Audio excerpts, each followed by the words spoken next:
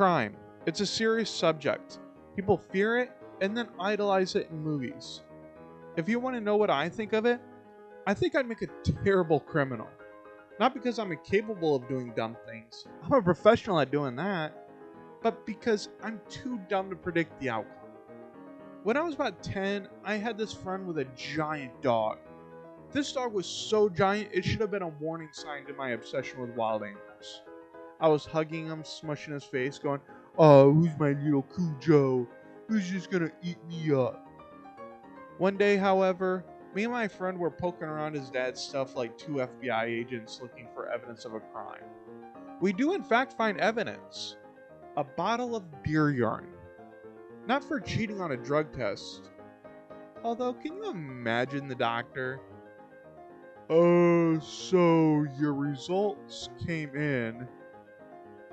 It explains the hair. Also, expect antlers next week. But anyway, that bottle of deer urine was for hunting. But we're 10 years old. So my friend does the only logical thing he could think of. He R. Kelly's it and sprays his little brother. Immediately the room smells like a porta potty that met the big show. We're all gagging except for one. My friend's dog. This dog liked the smell a little too much. So this dog gets on his back legs, revealing himself to be bigger than Goliath himself. All my friend's little brother could muster up to say, as calm as a cat on catnip. "Oh, dang." Then it seemed like time froze. Until I heard my friend next to me say, "Racers, start your engines!" We then heard the powerful growl of the dog. Then the checkered flag flew high. That is when the dog chased him like Pepe Le Mutt. Ah! Ho ho ho. Anyway, this dog chased my friend's little brother through the house like a NASCAR race.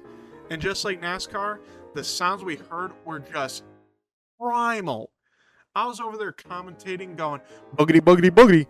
This is going to be a great race." However, Cujo over there has a brand new stick shift that your brother should absolutely be worried about there, buddy. My friend's brother did eventually get away.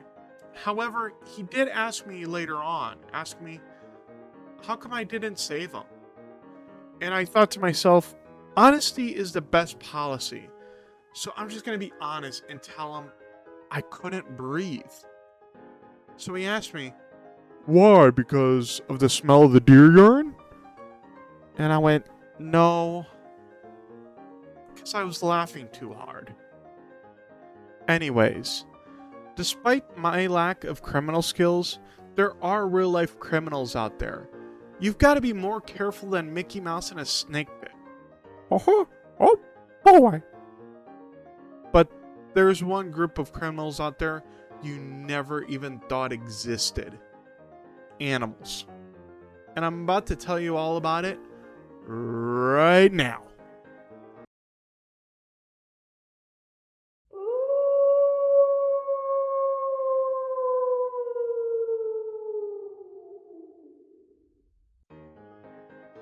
There's a baboon out there. A baboon that would shake you to your very core. His name is Fred. And no, he doesn't just scream in a high-pitched voice while jumping into a kiddie pool. Oh no, it's much worse. This freaking baboon is a gang leader. Yeah, that's right, a complete thug. Throwing up gang signs, beating his chest, kicking his butt. This story takes place in Cape Town, South Africa.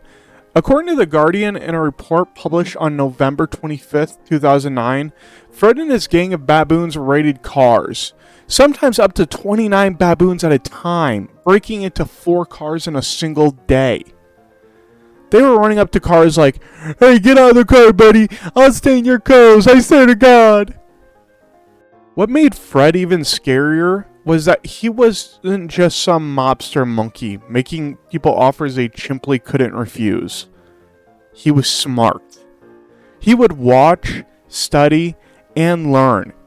If you left your car unattended, Fred could figure out whether if it was unlocked and open it himself, tearing through bags and ripping things apart in hopes of finding a snack. So basically, not only was he running a banana crew, he was also a locksmith, just straight up monkey business. At first, people thought the whole thing was funny, but eventually it took a turn for the worse, and Fred started going full 007 golden banana on people.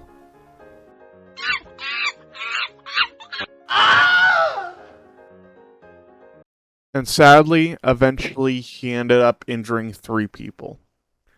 And because of that, in March of 2011, the authorities had to make the difficult and very sad decision to put Fred to sleep.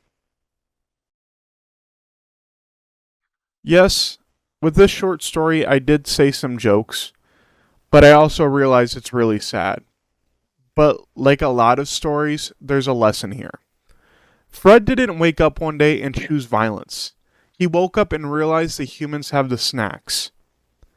And the reason he realized that was because of poor wildlife management and, most importantly, human behavior and people feeding him. I'm not saying never feed wild animals. I get it. We go to the park, we feed the ducks, we have bird feeders. I'm guilty of it too. Wanting to feed wild animals does not make you a bad person. Honestly, it's the opposite. It shows that deep down, you want to share and care for God's critters running around on this planet. But sadly, there are times that we have to consider kindness isn't always the best choice, especially in the long run. It's like helping a friend copy your homework. You do it because you love them, but sadly, it doesn't help anyone in the future, especially your friend. So please, when it comes to feeding animals, do a little research. See what your local wildlife experts recommend. Because one day, that knowledge might save someone else's life and maybe even the animals. Thank you for watching.